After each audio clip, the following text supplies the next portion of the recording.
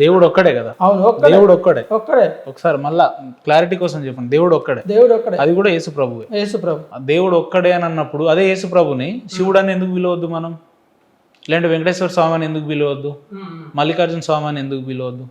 యేసు అనే పేరుతో ఎందుకు పిలవాలి అంటే ఏం చెప్తారు మీరు? శివుడు అని కాకుండా రక్షకుడు అని పిలవచ్చు, ఆయనను సృష్టికర్త అని పిలవచ్చు, ఆయనను తండ్రి అని పిలవచ్చు, ఆయనను లోకరక్షకుడు అని పిలవచ్చు, ఆయనను సర్వాంతరామి, సర్వ సృష్టికి అధిపతి, ఈ ముల్లోకాలను సమస్తం ఏలే అటువంటి అధిపతి అని పిలవచ్చు. యేసుక్రీస్తు ప్రభు ఉన్న కాలంలోనే యేసుక్రీస్తు ప్రభు చాలా గొప్ప కార్యాలను, చచ్చిపోయిన వాళ్ళని లేపడము, అనేక గొప్ప కార్యాలు చేస్తుంటే నీకు కూడా పెద్ద విగ్రహం కట్టిస్తామని చెప్తారు.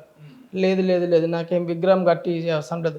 దేవుడు అనగా ఆత్మస్వరూపి, దేహము దేవుని ఆలయం అని ఉంది. మీరు ఇంతకుముందు నన్ను అడిగారు మందు అవుతారా అని చెప్పి. దేవుని ఆలయాన్ని చెడిపేసినాం అనుకో, దేవుడు మనలో నివసించడు.